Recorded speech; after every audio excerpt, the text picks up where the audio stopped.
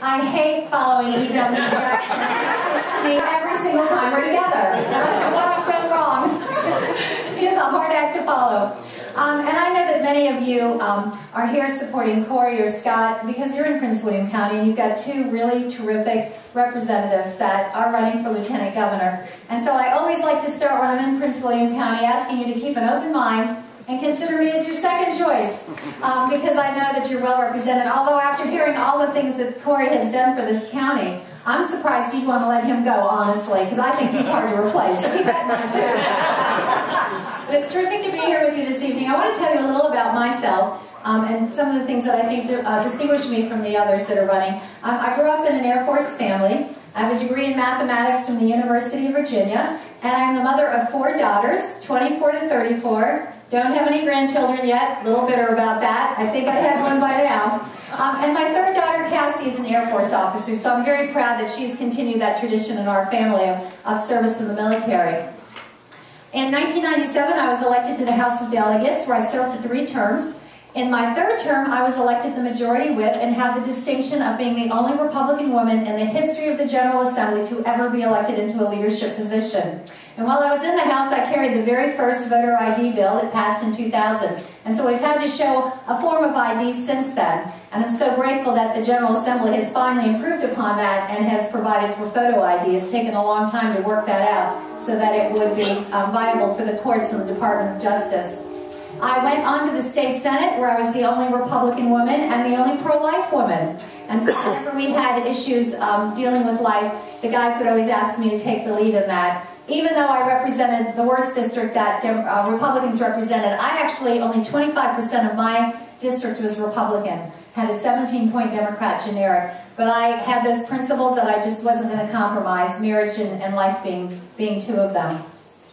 After I left the General Assembly and my days in the Senate, I was a partner in a small technology consulting firm. That's kind of the industry I've been working in. And when Governor McDonald was elected, he asked me to serve in his cabinet. So for 3 years, I directed the Washington office. And I like to tell people, if you think you know how bad this administration is, you really have no idea. You should spend 3 years looking at the minutia and really seeing what's going on through the regulatory environment. Because this president says one thing, while he's having regulations promulgated behind the scenes that do exactly the opposite.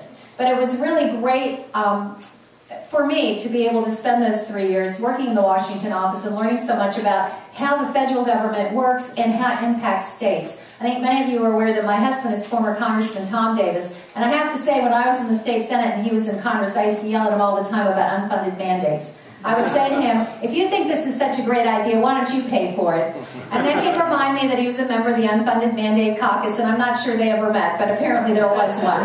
So there you go. But just a couple of things that I worked on in the Washington office that really gave me grave concern were issues like K-12 education. The Elementary Secondary Education Act is up for reauthorization, and one of the things the Democrats wanted to insert into this legislation, as the President did in Race to the Top, were the Common Core standards. And that would mean that the U.S. Department of Education would be dictating to states what they would teach their students and how they would teach it. So I worked diligently with Republican committee staff on the House and the Senate side, and even eventually the Democrats came around and decided that instead of putting that language in, they would replace the No Child Left Behind with language that states that students should graduate college or career ready. Which really means that states now have the ability, if this legislation is ever passed. One of the great challenges in Washington is the Democrats in the Senate and the Republicans in the House really can never come to agreement on anything, so nothing gets passed, which actually is a good thing. There you go. They can't do any harm if they're not passing any legislation. But we were able to make that change. And so I think one of the things that distinguishes me from the others is this. Keep in mind that the Lieutenant Governor has 2 responsibilities in the statute. One is to preside over the state Senate, and I would wager that any one of the 7 of us, if we have to split a tie vote, we'll vote with the Conservatives and the Republicans. But the second obligation is to stand ready to serve as governor if the governor can't fulfill his responsibilities. And I'm the only candidate running for lieutenant governor that hasn't just served in the legislative branch, but I've served in the executive branch. I understand how the governor's office runs. I know what each department and agency are doing, and I've led the Washington office. So I am very well acquainted with what's going on in Washington and how that impacts our states in every single area. that we have departments and agencies in. And I think that's important, because this is a very serious time, and I think it's very important to have someone with experience who really understands how to govern that's in office, especially if you're the first in line for the governor's the seat if something should happen. The last thing I want to talk about is electability, and Corey touched on this a little bit. The bottom line is this: we lost in Northern Virginia by 200,000 votes. We lost every locality in November. And 30% of the voters are ethnic minority voters, largely Hispanic and Asian, Vietnamese and Korean. And we lost with all of them. I'm very proud to announce that every Republican ethnic minority leader in Northern Virginia, Prince William, Fairfax, Loudoun, Arlington, Alexandria, are on board my campaign. And we have filed hundreds and hundreds and hundreds of our ethnic minority voters to come to the convention. I think this is very important, not just in Northern Virginia, in the Richmond area and in Hampton Roads as well. Because I think that if these voters come to the convention, if they're engaged in our nominating process, if they hear our platform and know that they have more in common with Republicans than with Democrats, if they're warmly welcomed, I think they'll go back to their communities and say, you know what? We voted the wrong way in November. We need to switch over and rejoin the Republican Party, because we had a lot of their votes before this last November and very seriously lost them this time. And so I also like to distinguish myself as someone who is a unifier, someone who represented a really bad district in Fairfax County. I think I'd be a terrific asset to Ken and whoever is on the bottom of the ticket, broadening the ticket, building a bridge with those ethnic minority voters, and really helping strengthen our ticket in the fall. So, if you've already decided, and I think many of you have, looking at those stickers, when you have a second choice to make, I hope you'll consider me. I'd be very honored to have your support at the convention on May 18th. Thank you very much.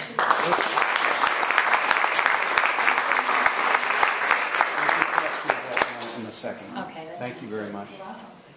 Okay, we do not have Pete Snyder with us tonight, but we do have a representative of Mr. Snyder's campaign. He'll announce himself, and thank you for being here. Appreciate it. Actually, I won't even go quite so far to say I'm officially a representative. I'm just a volunteer. And I'm going to say I have to cheat because I don't run around and give speeches too often. So I actually wrote it because this is not something I normally do. My name is Joel Grewy. I'm the director of Generation Joshua, if you guys are familiar with it, with the Homeschool Legal Defense Association up in Northern Virginia. They have a youth program that is seeking to train teenagers in what constitutional government looks like. The idea of limited government, the idea of responsible government, the idea of a balanced budget, a novel thought. And my job is to oversee that. And so we have about 10,000 kids in the program this year, all around the country, about a little under 1,000 of them here in Virginia. And it's my pleasure to be able to work with them. And one of the things is, since Virginia is, of course, really the only game in town this year, I've been really interested in being involved in politics. So all I really like to tell you guys is why I personally endorse Pete. And I'd like you to consider it. To do it, I think the best way to do it is actually to just read it to you. I'll expound on it a little bit, but I don't do some speeches. It's not my forte. I'd much rather sit down around a table and talk with you. So, anyway, I've been doing elections and politics for about 15 years. I don't look that old, I think. If I twitch, it's because I work with teenagers, like I said. Anyway, it wears off over time, I've heard, but I haven't had enough time off from them yet to be able to hear that. I've worked on about 72 different campaigns over my last 15 years. From Washington State, to Florida, to Virginia, to Maine. Okay? Travel around the U.S., we take our kids and get them actually involved in campaigns. I was heavily involved in the last round of campaigns here in Virginia. I had 70 kids down in Virginia Beach. We talked to 98,500 people in 4.5 days. Okay? It's pretty impressive. And one of the things that really matters to me when we get involved in politics is who the candidates are. That's why I get involved in the primary components. That's why we're involved in the conventions. And there's a couple different things that I look at when I go to evaluate a candidate. One of them is experience, maturity, even political experience, their commitments to principle, to balance the skills they would bring to both to the state, the ticket, Ken in particular, and the passion they have for advancing conservative ideas. Well, Pete, one thing that has been brought up before, and I will put this right up front, does not have elected office experience. I actually don't think that's a bad thing. Okay? To be honest, I think adding new blood, fresh blood, to our political world is a good thing, regularly. Because it takes people that work and live like you and I do, actually under the regulations that are passed and dealing with the realities of what it looks like and put them in a position where they can affect it. I used to work for Congressman J.C. Watts in D.C., if you guys remember him. And one of the things he used to take all the interns out for breakfast every Wednesday or Thursday morning. It was great fun, because for once we had 40 minutes with the boss and could ask him questions. And he said, you know, whenever you get to D.C. or any political office and you forget the solemn duty that comes with it, it's time to go home. Okay? Sometimes I think it's easy to forget that. And I think putting new people in who have a fresh set of eyes regularly is a good thing. I've gotten to know Pete over the last couple months. It's been a lot of fun. And I've found someone who I think really has the fire and passion to change Virginia in 3 ways that are good things. One of them is education reform. Several of my friends here work in the education area in Loudoun. Okay? Now, it's renowned for having a very good education system. Also a very expensive education system. Okay? On average, there's 1.5 administrative staff to 1 teacher. Okay? What? Yes. There's more administrators than there are teachers in the school system. Okay? And the way Virginia education tenure works, to the best of my understanding, you get promoted, raises, etc., based on how long you've worked there, as opposed to how well you do. People would like to change that. I found that a laudable idea. I thought it was a good one. When I got to know Pete, I was honestly expecting to meet a businessman who could talk about job-killing regulations and small business. Okay? He knows that. Don't get me wrong. It's very much something he can do. But what I found was a man who was principal first and a businessman second. Now that was novel to me. As someone who has a very personal stake, for example, in the pro-life movement, my mom was 14 when she had me, I am very, very interested in pro-life credentials. Okay? That was something that I really care about. I found someone who has a strong commitment to a culture of life, both the unborn and the elderly and the disabled, where each life matters and has incalculable value. You can't buy it. We seem to live in a world where everything has a price. And to be honest, it was refreshing to find a businessman who wasn't that. In fact, it seemed novel.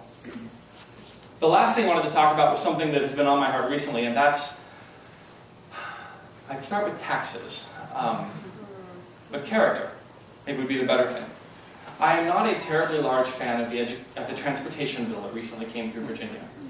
I've spoken out about that a bit. I worked on all 3 of the top tickets for Virginia politics, and to be honest, I was disappointed. I thought I had a different understanding. I thought I had character there. And one of the things that I explained to him was most problematic with it was not just the taxes, though I do not like them, but the willingness of a significant number of our elected leadership to decide that what I thought was their solemn word was not worth keeping. As the average citizen, that's a big deal to me. I know, I'm old-fashioned. I think that leaders should keep their word. I'm weird, I know. But not only did some of them, what I think is break their word, but there didn't even seem to be a recognition that they had a moral or ethical qualm about it. Really? Not even a, we have to do this, and I know I said this, but here's why. At least admitting that there might be a problem. We didn't even get that far.